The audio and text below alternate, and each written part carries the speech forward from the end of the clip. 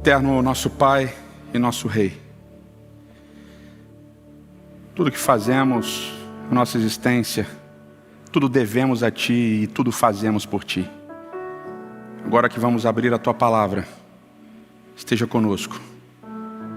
Abra a nossa mente e o nosso coração e que possamos ouvir a Tua voz. É o que nós pedimos em nome de Cristo. Amém.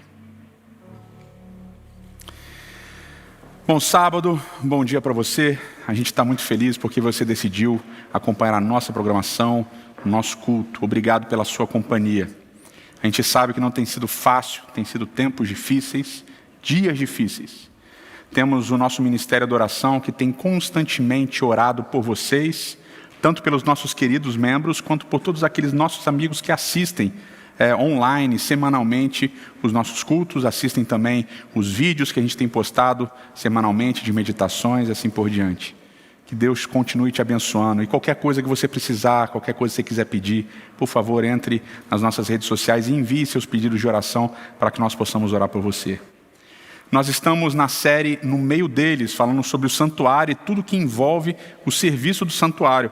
Vocês viram já semana passada, a gente já teve alguns comentários interessantes semana passada. Nós temos o painel da Lília Lima sobre o santuário, a Lília Lima e a equipe de artes da Nova Semente fizeram esse baita painel aqui, né? A gente viu semana passada algumas coisas, vocês têm ali o acampamento de Israel no fundo.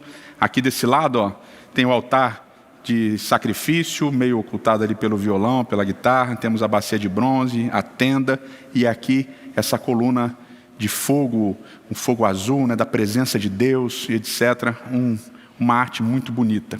Semana passada nós falamos sobre várias coisas, incluindo os móveis, os principais sacrifícios, tudo aquilo que rolava dentro do santuário, no serviço do santuário. A gente também viu alguns aspectos principais, um dos aspectos principais para a gente entender o santuário, o propósito do santuário. E a gente lembra que são dois propósitos, basicamente. Deus habitar no meio do povo e por meio do povo, e a função de solucionar o pecado, a transgressão da lei, a quebra da aliança. Se você teve qualquer dúvida, você quer fazer alguma pergunta sobre o santuário, pode entrar em contato conosco através das nossas redes sociais. E nós temos um time pastoral aqui super preparado para responder essas perguntas, tá bom? Eles estarão a postos para ajudar vocês a entenderem a Bíblia e experimentarem uma relação mais profunda com Deus através da sua palavra. Se você quiser estudar a Bíblia, não só perguntas sobre o santuário, pode mandar perguntas, o nosso time pastoral vai estar à disposição para dar um estudo bíblico personalizado para você. A gente estudou o texto semana passada de Êxodo, capítulo 25, verso 8, principalmente falando da expressão Betoram, né, no meio deles. Espero que você lembre disso, né, que só passou uma semana. Essa semana a gente vai começar pelo texto do verso seguinte, que contém uma palavra que já deu muito pano para manga, para muita pesquisa por aí. Diz o texto assim, ó: segundo tudo que eu mostrar a você como modelo do tabernáculo e também como modelo de todos os seus móveis, assim mesmo vocês o farão. Está lá em Êxodo, capítulo 25, verso 9.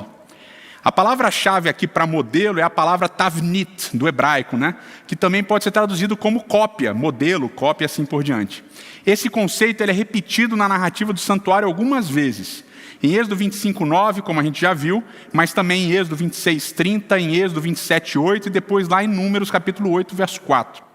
A ênfase é de que Deus mostrou os móveis, Ele mostrou um modelo de como o santuário deveria ser.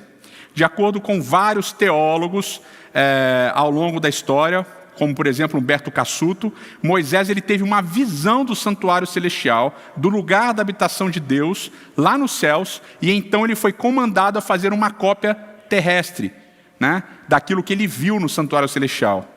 Essa relação entre o santuário celestial e o santuário terrestre vai inclusive percorrer vários livros da Bíblia, vai aparecer inúmeros livros da Bíblia, como por exemplo Ezequiel lá no início do livro, também vai aparecer em 1 Crônicas, capítulo 28, Salmo 132 e assim por diante.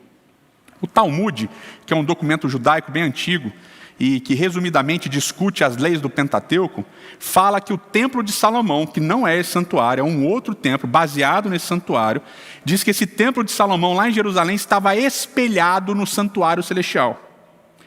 Essa noção de um santuário celestial, ela é importante demais e precisamos explorar essa noção para a gente entender diversos desdobramentos ao longo de toda a Bíblia. Isso é central para entender o que é santuário. Um teólogo brasileiro chamado Elias Brasil, Dr. Elias Brasil, na sua tese de doutorado, ele elencou 45 textos bíblicos do Antigo Testamento que falam de um santuário celestial. Por exemplo, Deuteronômio capítulo 26, verso 15, diz assim, olha, desde a tua santa habitação, desde o céu, e abençoa Israel, o teu povo, e a terra que nos deste, como juraste aos nossos pais, terra que mana leite e mel. A ideia de que Deus habita no céu, né? E talvez tenha um mais claro ainda que diz assim, o Senhor do alto do seu santuário, desde os céus, olhou para a terra a fim de ouvir o gemido dos cativos e libertar os condenados da morte. Está lá no Salmo 102, verso 19 e 20. Não significa com isso que Deus não esteja em todo lugar, como a gente vê, por exemplo, no Salmo 139. Deus está em todo lugar, mas significa que um lugar especial Deus habita. Mas em que sentido Deus habita? Não é no sentido de habitar numa casa ou num palácio, em qualquer lugar, mas de assentar no seu trono. O Salmo 103, verso 19 diz o seguinte, nos céus o Senhor estabeleceu o seu trono e o seu reino domina sobre tudo. A habitação de Deus tem relação direta com a função de Deus como rei e juiz sobre toda a criação. E o quadro a seguir vai explicar melhor aquilo que eu estou querendo dizer. O quadro que está aparecendo na sua tela vai apresentar o santuário de diversas maneiras. Por exemplo, o santuário é apresentado como local da habitação de Deus, onde Deus reside. O santuário é apresentado como sala do trono, onde Deus é chamado de o Rei Todo-Poderoso. Ele é apresentado também como local de adoração, onde as pessoas adoram a Deus e o chamam de Senhor Eterno. Também é apresentado como local de salvação, onde Deus é chamado de um Salvador misericordioso. E também é apresentado como sala de juízo, onde Deus é o juiz justo. Isso é uma espécie de resumo, né? O santuário celestial é descrito de todas essas maneiras. Local da habitação, sala do trono, sala de adoração, de salvação e de juízo. E Deus é descrito de todas essas maneiras e de outras mais, né? O santuário celestial, ele é uma realidade. Deus o escolheu como centro de seu reinado e como local de sua habitação. De lá, ele rege todas as coisas, incluindo o nosso universo. Como um lugar multifuncional, o santuário celestial nos revela aspectos da natureza do caráter de Deus. Ele é o Rei Todo-Poderoso na sala do seu trono, ponto de encontro do concílio celeste, onde todas as pessoas vão até lá para prestarem contas, como por exemplo no livro de Jó isso aparece. Deus digno de todo louvor, porque o santuário é o local de adoração também. Lá em Apocalipse isso vai aparecer bastante. Deus como Salvador misericordioso, porque no santuário, como a gente viu semana passada, é de onde emana a salvação. E Deus como juiz, na sua sala de justiça, julgando como rei sobre todo o universo. E essas funções, todas essas funções, elas não vão ser claramente distintas. Ele não está dividindo a vida em vários momentos, mas é tudo junto. Portanto, as diferentes funções, elas não são mutuamente excludentes. Não, agora Deus é juiz, não, agora Deus... Não, é tudo sempre junto, tudo caminhando junto. Pelo contrário, né? Todas essas expressões estão caminhando juntas. Uma ideia do santuário não é concebível sem a outra. A gente poderia resumir da seguinte maneira, diz o texto bíblico: Deus criou para si uma residência, a fim de que ele pudesse relacionar-se com todos os seres criados por ele. Assim, o santuário se torna uma espécie de interface, ou um ponto de encontro entre Deus e sua criação. Deus e o santuário estão intrinsecamente juntos. Por essa razão, o santuário existirá na eternidade. Esse é um texto de Martin Probst no livro Céu na Terra, que vai ser lançado esse ano, no início do ano que vem, pela editora Unas Press, em parceria com a Terceira Margem do Rio. É um livro maravilhoso que fala bastante sobre o santuário. Mas a pergunta que surge naturalmente é: se o santuário celestial é tão importante e tão presente, e o santuário terrestre é uma cópia desse santuário, por que isso só vai aparecer no livro de Êxodo? Bom, quando a gente olha atentamente para algumas nuances do texto, a gente vai perceber que a ideia de santuário já apareceu antes, especificamente no livro de Gênesis, nos primeiros capítulos do livro de Gênesis. Há uma série de paralelos interessantes entre o relato da construção propriamente dita do santuário, lá em Êxodo, e a criação relatada em Gênesis capítulo 1 e 2. E a gente preparou uma tabela aqui para ficar fácil para você visualizar isso. Está aparecendo aí na sua tela. Lá em Gênesis 1, verso 31, diz o texto que Deus viu tudo quanto fizera. Lá em Êxodo capítulo 39, verso 43, diz: e viu Deus toda a obra que tinha feito.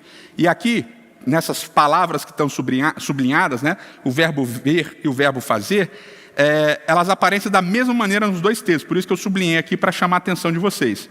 Em Gênesis capítulo 2, verso 1, diz assim: então Deus terminou os céus e a terra. E lá em Êxodo 39, verso 43, diz: e viu Moisés toda a obra que tinha feito, e terminou Moisés toda a obra que tinha feito, né? É o paralelo aqui. Lá no capítulo 2, verso 3 diz: e abençoou Deus o dia 7 e o santificou. E em Êxodo capítulo 40, verso 9, diz que o santuário vai ser santo. E em 39, 43 diz que Moisés abençoou, né, o povo que estava ali reunido, que tinha participado da construção do santuário. Então, além dessas repetições, a gente também tem uma constante aparição da expressão "e disse", guiando a narrativa em Êxodo, o que nos lembra muito de Gênesis capítulo 1, onde Deus também fala para as coisas acontecerem, e esse é o texto fundamental de Gênesis 1, né? E disse Deus. Uma outra relação que é importante é entre o sacerdócio. Se você lembrar, no terceiro episódio da série No Princípio, nós falamos exatamente sobre isso. Mas eu vou recapitular aqui rapidinho, porque talvez faça muito tempo. Após criar um homem, o texto diz que Deus o descansou no jardim para trabalhar e guardar. Isso está lá em Gênesis capítulo 2, verso 15. E a gente lê assim: e tomou o Senhor Deus ao homem e o descansou no jardim do Éden para o trabalhar e o guardar. Então lembram por que isso é importante? Esses dois verbos aqui, o verbo trabalhar e o verbo guardar, eles só aparecem juntos no contexto do trabalho dos sacerdotes no santuário no livro de Números, lá no capítulo 3. Esses paralelos entre a construção do santuário e o jardim do Éden, lá em Gênesis 1 e 2, são apontados por diversos teólogos, desde o judeu Martin Buber até o cristão John Walton, passando por vários teólogos adventistas como o Dr. Martin Probst, que eu acabei de citar. Todos esses teólogos eles falam dessa ideia básica de relação entre o santuário de Êxodo e o Éden. A ideia básica é demonstrar que o santuário não é uma invenção tardia da época do Êxodo. Pelo contrário, é um princípio bíblico da relação entre Deus e o ser humano que acontece em Gênesis e vai até o Apocalipse. Deus quer e Deus faz morada com a criatura. Antes de haver pecado e transgressão, já havia a presença de Deus. Deus se fazia presente. E essa é a parte principal do santuário. Mas além de todos esses paralelos, o mais significativo para mim é a relação entre lugar de descanso, lugar de juízo e o sábado. O santuário e o lugar da Arca da Aliança são chamados na Bíblia de lugar de descanso, como por exemplo no livro de Salmos 132. A gente lê o seguinte: entremos na sua morada, adoremos diante do estrado dos seus pés. Levanta-te, Senhor, e entra no lugar do teu repouso, tu e a arca do teu poder. E no mesmo salmo a gente lê o seguinte: pois o Senhor escolheu a Sião, preferiu-a por sua morada, dizendo: este é para sempre o lugar do meu repouso. Aqui habitarei, pois este é o meu desejo. A ideia é exatamente de santuário, em paralelo com lugar de descanso, lugar de trono, lugar da Arca da Aliança. Tudo conectado. O santuário e a Arca da Aliança indicam morada de Deus entre o povo, pelo povo e no povo. Sua presença gloriosa, seu trono. E do seu trono ele reinava, julgando e espiando Israel. Assim, lugar de descanso é uma referência a Deus como nosso rei e nosso juiz. E essa ligação entre descanso e templo é que levou, por exemplo, o rabino Abraham Heschel a se referir ao sábado como santuário no templo, até para fazer uma oposição à ideia do santuário no espaço, que é o templo. O uso do verbo nua no contexto do quarto mandamento, a gente falou um pouco sobre isso nas séries passadas, liga ao sábado ao contexto do santuário e ao contexto do juízo, como a gente viu na série No Princípio, na série no Sinai, por exemplo. O lugar de descanso é, na verdade, o lugar da presença e é o lugar onde acontece o juízo. O Salmo 95, ele fala sobre como Deus fez aliança com o seu povo. Como Deus é Deus de Israel e Israel é seu povo. E essa expressão, eu sou o seu Deus e você é o meu povo, vai aparecer várias vezes no contexto de aliança. Fala sobre os milagres e sobre a adoração, mas termina com uma frase forte lá em Salmos 95. Salmo 95 diz o seguinte: por isso jurei na minha ira, eles não entrarão no meu descanso. O contexto é de Israel parar de ouvir a voz de Deus, que fez tanto por eles ao saírem do Egito. E duas coisas rápidas aqui nesse sentido. Primeira delas, o verbo ouvir vem do hebraico chamar, que também é obedecer. Se você ouve, você obedece. A desobediência acarreta a não entrada no descanso de Deus. Agora, o que é interessante é que Hebreus capítulo 4 é uma espécie de explicação messiânica do Salmo 95. A explicação dada nesse capítulo é de que a obediência nos ajuda a entrar no descanso de Deus e a desobediência nos afasta do descanso de Deus. Ao mesmo tempo que isso está exposto em Hebreus capítulo 4, a gente também tem um texto que diz o seguinte: porque aquele que entrou no descanso de Deus, também ele mesmo descansou de suas obras, como Deus descansou das suas. O contexto, meus amigos, só faz sentido ao se entender a realidade do santuário. Entrar no descanso de Deus é entrar no seu santuário, é ser julgado por Deus favoravelmente. E por isso, quem entrar no descanso de Deus automaticamente descansa das suas próprias obras. Por quê? Pois não são as obras humanas que fazem o santuário funcionar. O santuário é o lugar da ação de Deus. Seu juízo é descanso para os seus filhos, é descanso para o povo, é descanso para aqueles que obedecem. Mas eles não descansam por méritos próprios, mas por causa do descanso, do juízo de Deus no seu santuário. O santuário então funcionaria como esse lugar de juízo, ou seja, esse lugar de descanso, onde Deus se fazia presente e onde o ser humano entrava no descanso de suas próprias obras, para descansar nas obras de Deus. A ligação mais importante dessa conexão entre santuário, juízo e sábado, na verdade está no texto de Levítico, capítulo 23. E a gente vai ler aqui duas partes para entender essa relação. Nesse capítulo, Deus está dando uma série de orientações aos sacerdotes e ao povo, sobre tempos específicos de celebrações festivas. Ele fala da Páscoa, ele fala do Pentecostes, ele fala da festa dos tabernáculos. Mas abrindo essas orientações sobre os tempos sagrados no santuário, ele começa falando sobre o sábado do sétimo dia. E o texto diz assim, 6 dias vocês trabalharão, mas o sétimo dia será sábado de descanso solene, santa convocação. Não façam nenhum trabalho, nenhuma obra. É sábado dedicado ao Senhor, onde quer que vocês morarem. Depois, o texto mais lá na frente vai falar sobre expiação. E a gente já vai ler. Mas antes de ler, vocês precisam entender o que é o dia da expiação. O que consiste o dia da expiação? E a gente vai recapitular rapidamente o santuário para explicar isso daí. Então, na sua tela está aparecendo aí o santuário, aquela mesma imagem que a gente teve na semana passada. E nessa imagem do santuário, vocês podem ver o altar de sacrifício, vocês podem ver depois aqui também no nosso painel, mas esse é o altar de sacrifício. Então, o que acontecia nos 2 sacrifícios diários, se você não lembra disso, vê da semana passada, o nosso vídeo da semana passada, os 2 sacrifícios diários começavam no lugar do altar de sacrifício. O cordeiro, o carneiro lá de 2 anos, ele era morto, seu sangue derramado, a sua carne colocada sobre o altar para ser queimada. Então, uma parte do seu sangue era colocada numa cumbuquinha.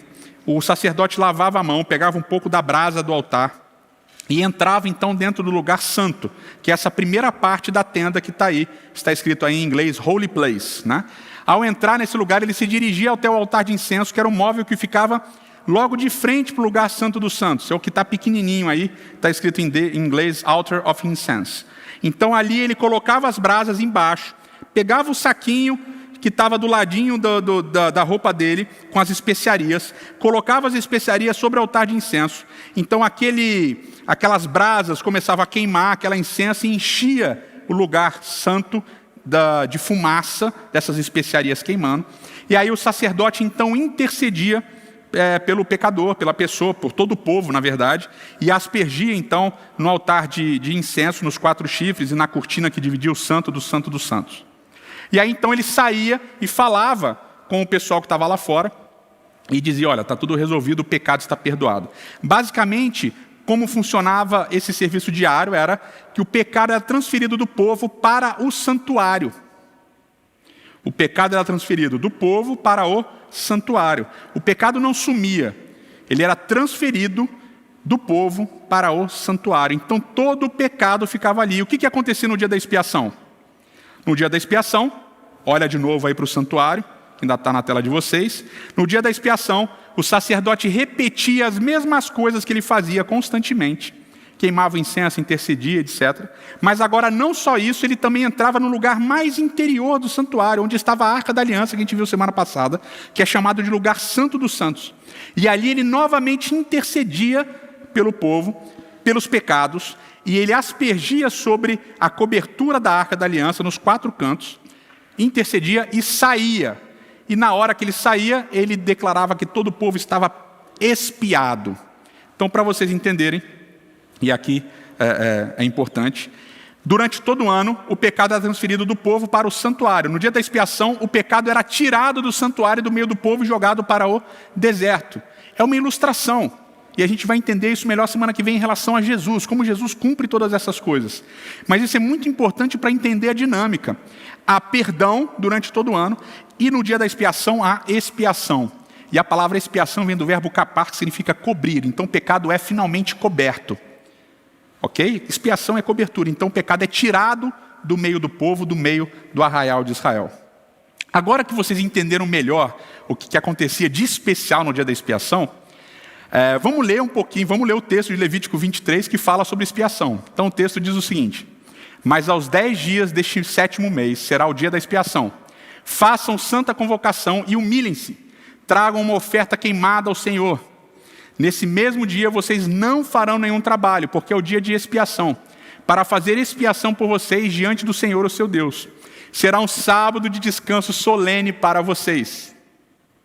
Uma coisa muito importante liga o sábado ao dia da expiação em Levítico. De todas as festas narradas em Levítico 23, apenas essas 2 celebrações têm a expressão sábado solene, em hebraico, Shabat, Shabaton. Quer dizer, temos uma série de ligações importantes entre o sábado e o dia da expiação. Essa série de ligações importantes estão conectando a ideia de santuário ao sábado e de sábado ao juízo. E de juízo ao dia da expiação.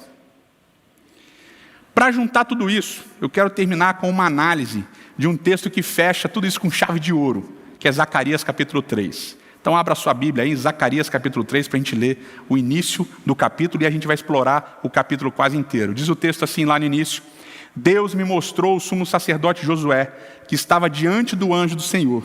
Mostrou também a Satanás, que estava à direita de Josué para o acusar. Mas o Senhor disse a Satanás, que o Senhor o repreenda, Satanás. Sim, o Senhor que escolheu Jerusalém, que o Senhor o repreenda. Não é este um toco de lenha tirado do fogo? Ora, Josué estava diante do anjo, vestido com roupas sujas. Zacarias, os primeiros 3 versos do capítulo 3. Aqui a gente tem uma cena de julgamento. Trata-se de uma visão do profeta Zacarias, que a gente chama de visões noturnas de Zacarias. O sumo sacerdote da época era Josué. Zacarias vê esse sumo sacerdote Josué diante de Deus, e à direita dele está Satanás, o inimigo, o acusador. Está acusando Josué. E Satanás, ao acusar Josué, vai falando ali todos os pecados possíveis de Josué, provavelmente. Entretanto, Zacarias constata, na visão, que Josué está realmente sujo.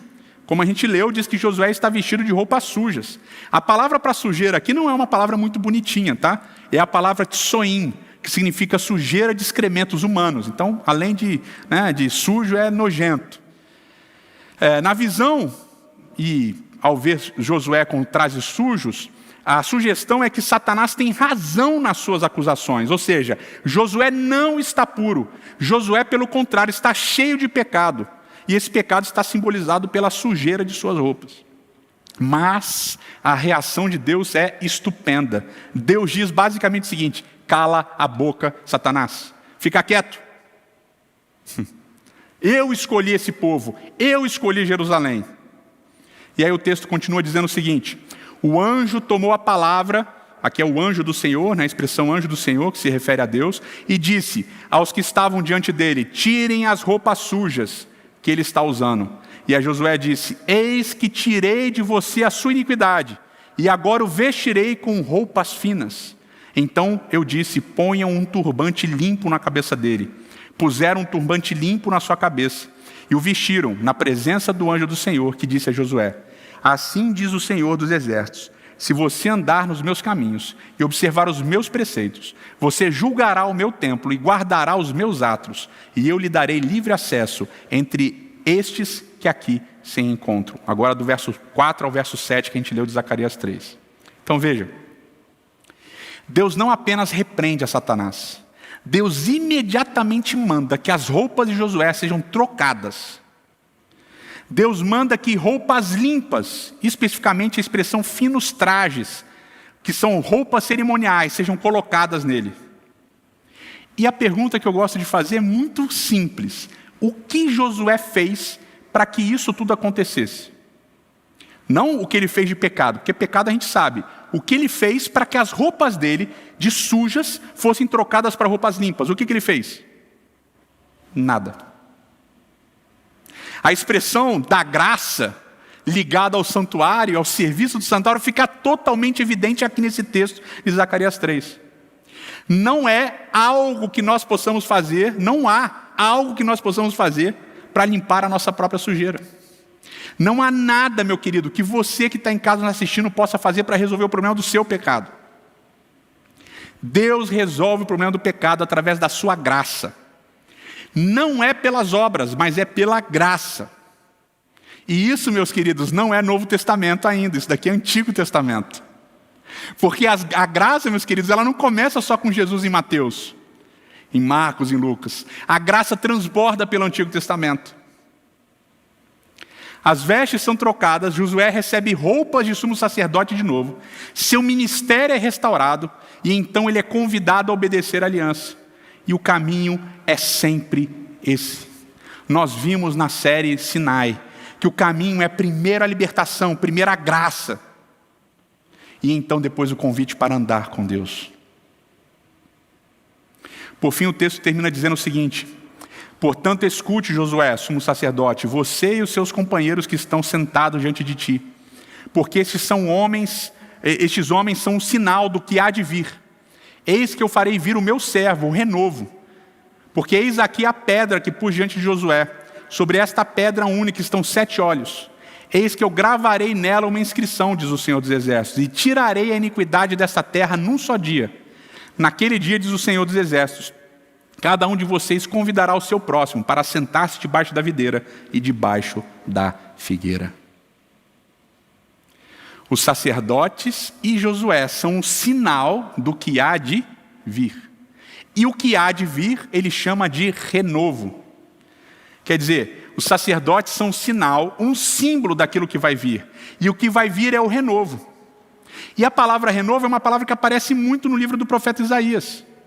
E carrega uma altíssima carga messiânica, ou seja, referente ao Messias, a Jesus. Quer dizer que os sacerdotes, eles são um sinal da vinda de Jesus. E a semana que vem a gente vai estudar um pouquinho melhor essa relação entre santuário e Jesus, embora a gente já esteja falando bastante desde a semana passada. O texto também fala de uma pedra que tem 7 olhos, na verdade 7 pares de olhos, e que nela vai estar gravada uma inscrição. E é essa pedra que vai tirar a iniquidade da terra em um só dia. E aqui eu queria juntar com vocês uma série de coisas importantes. Primeiro, o sumo sacerdote só trocava de roupa durante o serviço do santuário, durante o serviço religioso do santuário, no dia da expiação. A expressão do verso 4, que diz assim, passar a iniquidade diante de ti, ele fala para Josué, né? Eis que eu tenho feito que passe a tua iniquidade diante de ti. Ela aparece no livro de Levítico, uma vez lá em Levítico 16, justamente o capítulo que fala sobre o ritual do dia da expiação. Terceiro aspecto, a palavra turbante é usada para se referir à mitra sacerdotal. É um termo técnico que aparece no Antigo Testamento, lá no livro de Êxodo e Levítico, para se referir justamente a uma das peças da roupa do sumo sacerdote. E a expressão, quarto ponto, a expressão para gravar uma inscrição na pedra é a expressão pituar, que é a mesma expressão que aparece usada para falar dos nomes das tribos que eram escritas nas pedras da roupa do sumo sacerdote, lá no livro de Êxodo. Quinto aspecto, a frase um só dia para tirar a iniquidade da terra é uma referência clara ao dia da expiação, quando toda a iniquidade e o pecado eram tirados do meio do povo de Israel e jogados para fora. Quer dizer, esse texto de Zacarias exemplifica exatamente o que acontecia no santuário, todo o ritual dele. Pessoas eram purificadas do seu pecado através da graça de Deus, que se manifestava na pedra lavrada, que tiraria a iniquidade de toda a terra em um só dia. Portanto, toda a realidade do santuário aponta para algo muito maior do que o santuário. E a gente vai continuar vendo isso semana que vem. Por agora, meus queridos, nós precisamos entender que o santuário está conectado diretamente ao juízo de Deus. Esse juízo não é baseado em quão pecador você é, mas em quão misericordioso Deus é. O santuário não é um local onde as pessoas são condenadas, mas onde elas encontram o descanso de suas obras, porque o descanso está nas obras de Deus. O santuário e o sábado se conversam de inúmeras maneiras, inclusive, principalmente, pela ideia de graça e misericórdia, através do juízo que Deus faz. Diz o texto de Apocalipse: vi outro anjo voando pelo meio do céu, tendo o evangelho eterno para pregar aos que habitam na terra, a cada nação, tribo, língua e povo, dizendo com uma voz forte: temam a Deus e deem a Ele glória, pois é chegada a hora em que Ele vai julgar. E adorem aquele que fez o céu, a terra, o mar e a fonte das águas. Nesse texto, todas as realidades de juízo, santuário, sábado, adoração, perdão, expiação estão todas conectadas. No santuário, a justiça de Deus mostra a sua base principal, a graça plena. E o sábado é o lembrete semanal de que justiça é graça, que justiça é descanso, que descanso é juízo. Eu não sei o que você tem feito, eu não sei como é que você tem vivido. Eu não sei se você tem se sentido longe de Deus por aquilo que você fez ou deixou de fazer. Mas o que eu posso te dizer é o seguinte: hoje você tem a oportunidade de chegar até perto de Deus, através de Cristo, e através do juízo dele, receber perdão do seu pecado, perdão das suas faltas, e através da sua graça ser restaurado. E eu quero repetir e terminar repetindo esse conceito. O santuário não é sobre quão pecador você é. O santuário é sobre quão gracioso Deus é. Que a graça de Cristo entre na sua vida. Que a realidade do santuário te faça agora buscar os altares de Deus, buscar a presença de Deus. E quando a banda tocar, enquanto o Felipe cantar, que você entregue a Deus a sua vida. E que você peça perdão dos seus pecados, porque não importa quem você é, importa o que Ele vai fazer por você e que Ele vai fazer em você, e como a gente viu semana passada, o que Ele vai fazer por você. Que Deus te abençoe. Vamos orar. Eterno nosso Pai e nosso Rei, muito obrigado pela realidade maravilhosa do santuário. Muito obrigado porque esse santuário não foi apenas um lugarzinho lá no deserto do povo de Israel peregrinando durante anos e anos. Muito obrigado porque esse santuário reflete uma realidade muito maior do que esse prédio, do que essa tenda construída no deserto tantos séculos atrás. Muito obrigado porque esse santuário reflete uma realidade maravilhosa de perdão, de graça e de salvação. Muito obrigado porque esse santuário mostra que não importa quem eu seja ou quão pecador eu seja, mas esse santuário aponta para quão gracioso e misericordioso Tu és. Por isso, Senhor, não importa se hoje a gente está aqui como somos sacerdote Josué na visão de Zacarias, sujo. Não importa se nós estamos sujos, não importa se nós estamos longe. Importa que o Senhor está disposto, através do sacrifício de Cristo, nos conceder transformação. Nos toma em Tuas mãos, Senhor. Limpa a nossa sujeira e habite em nós, para que o Senhor possa, além disso, habitar através de nós. É o que nós te imploramos em nome de Cristo, o sacrifício e o sacerdote. Amém.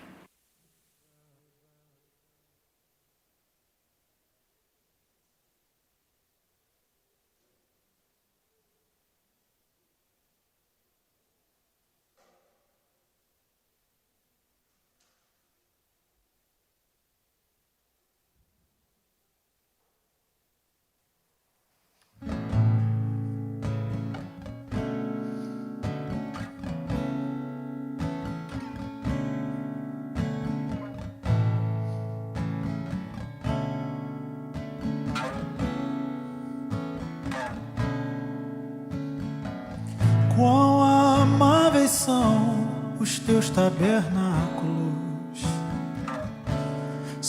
Senhor dos exércitos.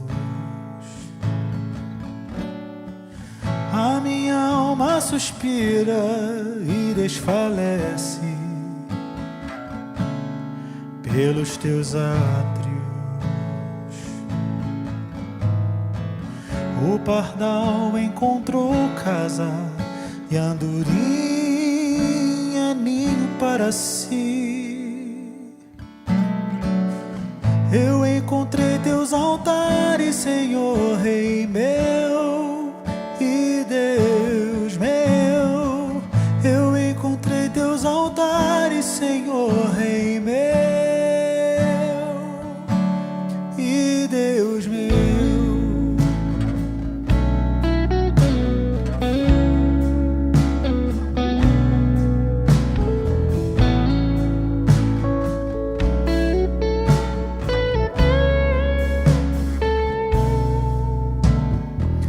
Bem-aventurados aqueles que habitam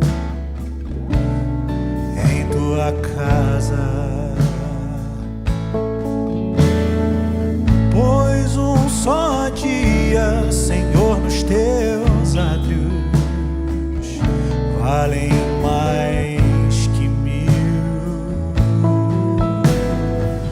O pardal encontrou casa e a andorinha ninho para si.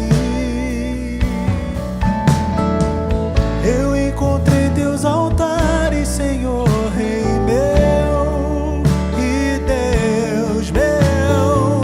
Eu encontrei teus altares, Senhor, Rei meu e Deus meu.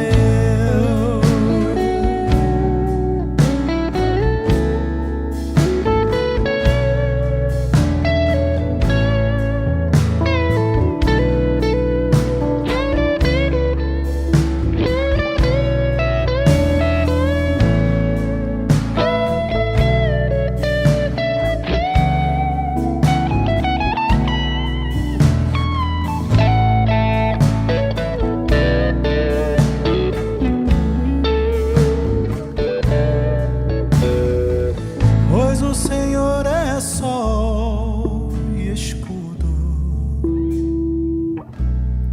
dá graça e glória.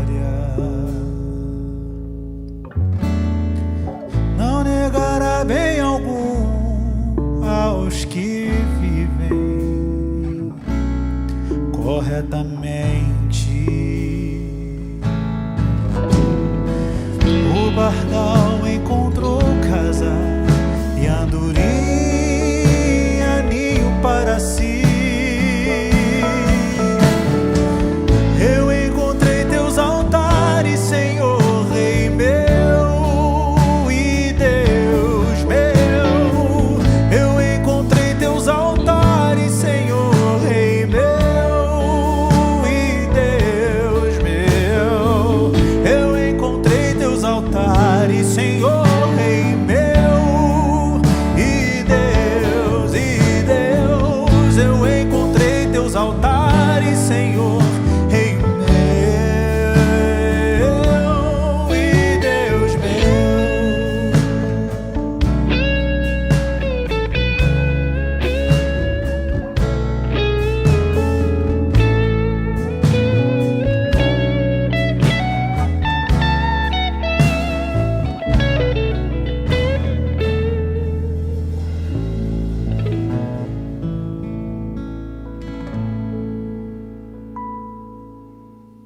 Oremos. Que o Senhor te abençoe e te guarde. Que o Senhor faça brilhar o seu rosto sobre ti e tenha misericórdia de ti. Que o Senhor sobre ti levante o seu rosto e te dê a paz. Muito obrigado por ter ficado conosco durante o nosso culto, por ter apreciado as músicas. Se essa mensagem de alguma maneira te ensinou alguma coisa, te falou alguma coisa, compartilhe com seus amigos. Que Deus continue te abençoando. Se você tem qualquer dúvida, se você tem qualquer pergunta, por favor, entre em contato com a gente. Nosso time pastoral que está pronto para responder. Essa é a Nova Semente, uma experiência real com Deus.